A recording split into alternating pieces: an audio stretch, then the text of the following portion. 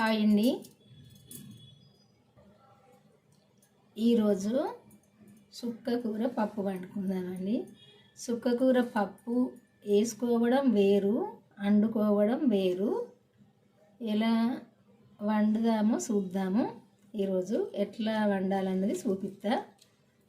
ఈ సుక్కకూర పప్పు ఇది పప్పు వేసుకున్నప్పుడు చూపిస్తా. ఈరోజైతే కూర వండుతాను కాబట్టి చూపిస్తా. ఫస్ట్ అయితే ఇవి ఇట్లా ఇది నేను శుభ్రంగానైతే ఫస్ట్ ఈ ఇట్లా కట్టలు అయితే తిప్పుకొని ఒక్కొక్కటి తీసుకొని ఇది ఒక మూడు సార్లు కడుక్కోవాలి. ఎందుకంటే మందులు కొడతారు. అసలే వర్షాకాలం ఆకుకూరలు పెరగాలంటే కష్టము, ఎక్కువ సార్లు మందులు కొడతారు. అందుకే శుభ్రంగా చాలాసేపు అయితే ఇది కడుక్కోవాలి. ఒక 3 సార్లు నేను కడిగైతే ఇట్లా ఇది నీళ్ళు అడిచిపోవని లేచిన. ఇప్పుడు ఇవి కడిగేసుకోవాలి. ఈ కాడలతోటి అయితే పచ్చడి చేసుకోవచ్చు. ఫస్ట్ అయితే ఈ కాడలు కడిగేసి పెడతా. ఇంతవరకు కడిగేసుకోవాలి. కాడలు ఇంతవరకు కడిగేసుకొని ఇంతవరకు కడిగేసుకోవాలి. ఈ చివరికి కొంచెం కడిగేసి పడేసుకోవాలి. ఇవి చుక్కకూర పచ్చడి ఈ కాడలతో చేసుకుంటే చాలా టేస్ట్గా ఉంటుంది. ఫస్ట్ అయితే నేను ఇది కట్ చేస్తా. ఈ చుక్కకూరను ఆకులు అయితే కట్ చేసి కాడలు కట్ చేసి సపరేట్ చేస్తా. ఇంత మందం కట్ చేసుకోవాలి. లావుగున్న మందము కట్ చేసుకోవాలి. కాడలు ఇట్లా ఇట్లా ఈ కూరను ఇట్లా తరుపుకోవాలి చిన్నగా ఇట్లా. ఈ కాడలేమో పచ్చడికి, ఇది కూరకు. ఎందుకంటే కాడలు సుతా వేస్ట్ పోకుండా పచ్చడి చేసుకోవచ్చు, మంచి టేస్ట్ ఉంటుంది. ఈ ఆకంతా కూడా కట్ చేస్తాను. ఇప్పుడైతే ఫస్ట్ ఇట్లా కట్ చేసుకోవాలి. ఆకునైతే ఇట్లా కట్ చేసుకోవాలి. ఫస్ట్ అయితే అంతే ఇట్లా కట్ చేసుకొని పెట్టుకోవాలి. ఇదిగో పచ్చడికు కాడలు కొంచెం ఆకుంచిన ఈ కాడలను ఈ ఆకు పచ్చడి చేస్తా. కొంచెం ఈ కాడలు ఇట్లా చివరికి కొంచెం కడిగేసి పడేసి ఇవన్నీ చిన్నగా తరుపుకొని చేసుకోవాలి పచ్చడి. ఇప్పుడైతే కూర వండడం స్టార్ట్ చేద్దాము. 2 కట్టలు ఈ చుక్కకూర, 1 కప్పు పెసరపప్పు తీసుకున్నా. కొంచెం తక్కువనే, కప్పు కంటే మామూలు కప్పుతోటి తీసుకున్నా. ఇది కడిగి అయితే శుభ్రంగా పక్కకు పెట్టిన. ఇప్పుడైతే వండుదాము. ఇక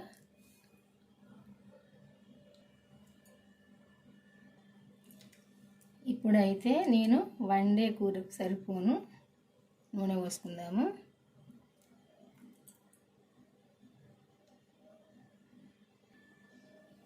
ఒక స్పూన్నర వత్తన్న సరిపోద్ది. దీంతో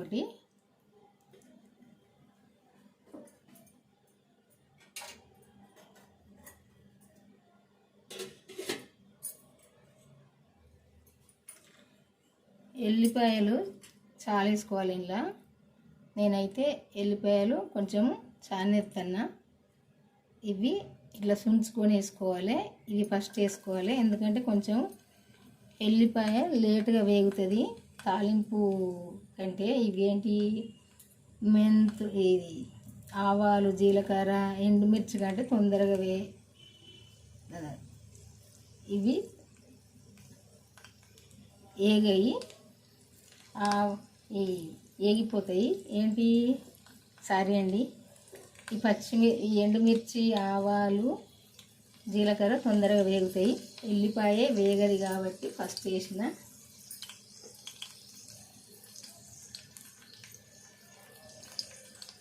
ఇప్పుడు ఇవి కూడా వేసుకుందాము. అవి కొద్దిసేపు వేగినాయి కదా, ఇవి కూడా వేసుకుందాము.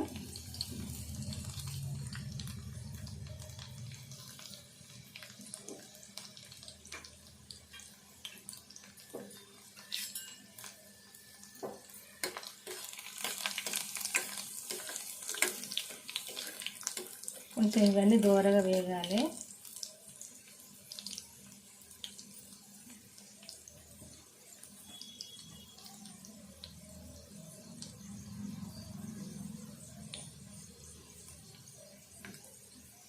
పసుపు వేసుకుందాము.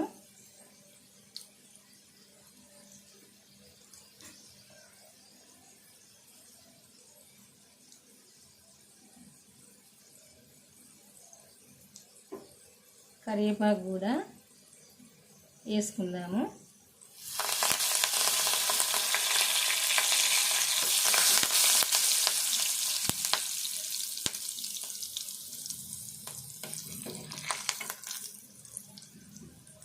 ఇప్పుడు ఇవన్నీ వేగినాయి కదా, ఉల్లిపాయ వేసుకుందాము. అదే ఉల్లిగడ్డ.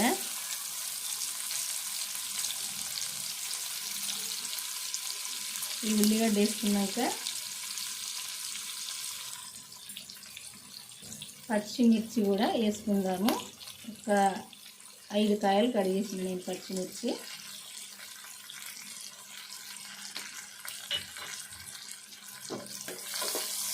ఇవన్నీ కూడా కొద్దిసేపు వేగాలి.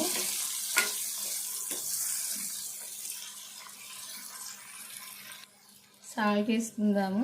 ఆకుకూరల్లా చూసి వేసుకోవాలి, ఎందుకంటే కూర చూస్తే ఎక్కువ అనిపిస్తుంది కానీ ఉడికేసరికి కొంచెమే అనిపిస్తుంది కాబట్టి కొంచెం సాల్ట్ తక్కువనే వేసుకోవాలి. తర్వాత టేస్ట్ చూసినాక వేసుకోవాలి.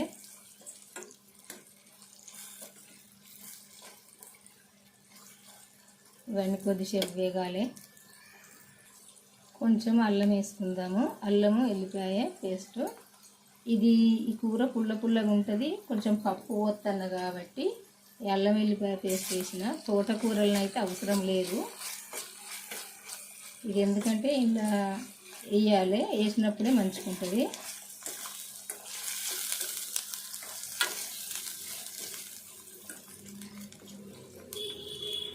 ఇప్పుడు ఈ పప్పు ఇందులో వేసుకుందాము. ఎందుకంటే ఈ పప్పు కూడా ఈ తాలింపులో కొద్దిసేపు వేగాలి. ఎందుకంటే పచ్చిపప్పు కదా, ఇది నామనామత్తది కాబట్టి కొద్దిసేపు వేగాలి.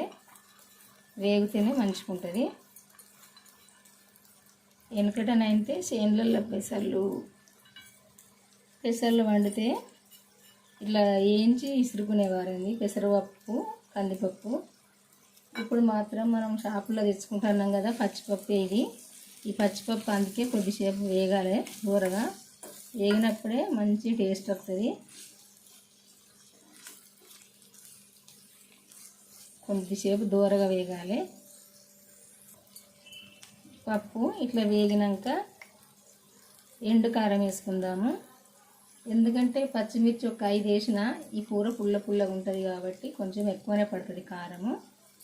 1 చెంచా ఎండు కారం వేసిన సరిపోద్ది.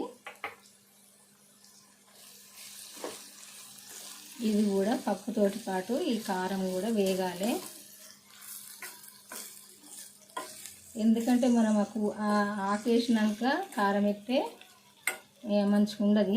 ఎందుకంటే పప్పుతోటే వేయాలి కారము.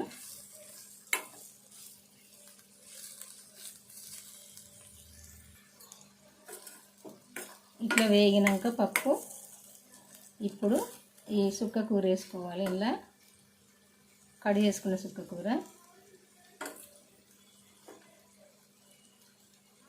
ఇది మా తెలంగాణలో అయితే, మా ఇంట్లోనైతే ఇట్లనే వండుకుంటామండి. ఇప్పుడు ఆకేసుకోవాలి.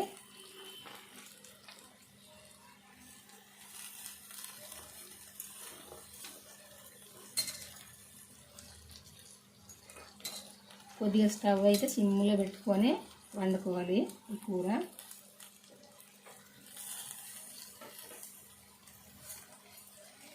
ఇదంతా కలుపుకోవాలి. ఇట్లా కలుపుకోవాలి.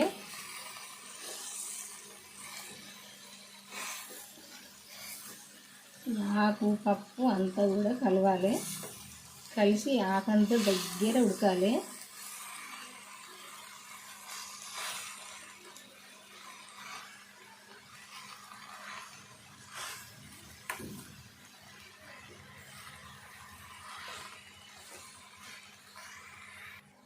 ఇప్పుడు ఇట్లా అంతా కలుపుకున్నాక కొద్దిసేపు మూత పెట్టుకోవాలి.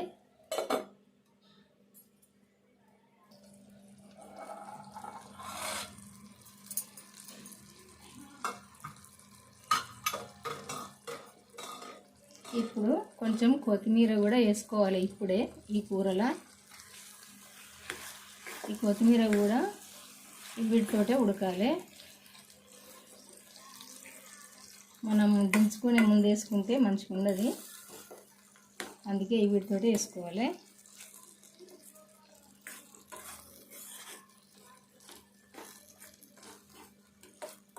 ఇదంతా మంచిగా ఉడకాలి. ఉడికినప్పుడే మంచిగా పుల్లగా కారం కమ్మగా ఉంటుంది. సుక్క కూర పప్పు, ఇది కూర. పప్పు అంటే మనం పలసగా చేసుకుంటారు, సుక్క కూర పప్పు కూడా పలసగా చేసుకుంటారు. నేను మాత్రం కూరలాగా వండుదామని పప్పు వేసి పప్పు కూరలాగానే వండుతాను. ఇప్పుడు కొన్ని వాటర్ వేసుకోవాలి, ఎందుకంటే పప్పు మెత్తగా ఉడకద్దు కాబట్టి కొన్ని వేసుకోవాలి.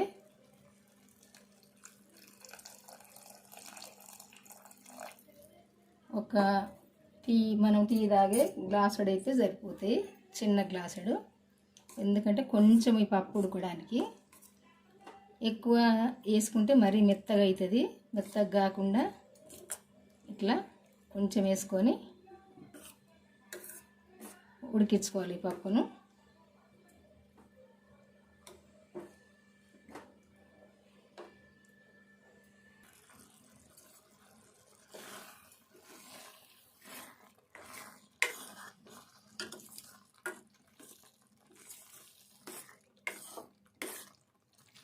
ఇట్లనే ఈ పప్పు ఇట్లా వక్కలే ఉండాలి, మెత్త ఉడకద్దు.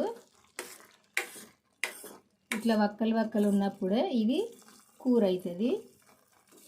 మనం మెత్తగా అయిందంటే పప్పు చుక్క కూర పప్పు చేసినంటారు. మెత్తగా ఉడికితే ఇట్లా వక్కలు ఉంటే చుక్క కూర పప్పు వండిన అని అంటారు. దానికి దీనికి తేడా అది. ఇంకా కొద్దిసేపు ఈ ఎసరు లేకుండా ఉడకాలి. కొంచెం ఇప్పుడు మనం ఈ ఎంపిన ధనియాల పొడి వేసుకుందాము. ఎందుకంటే ఇది పుల్లగా ఉంటుంది కాబట్టి, పప్పు కాబట్టి ఈ ధనియాల పొడి వేసుకోవాలి. మనం తోటకూరల్లా అట్లాంటి అయితే వేసుకోవద్దు.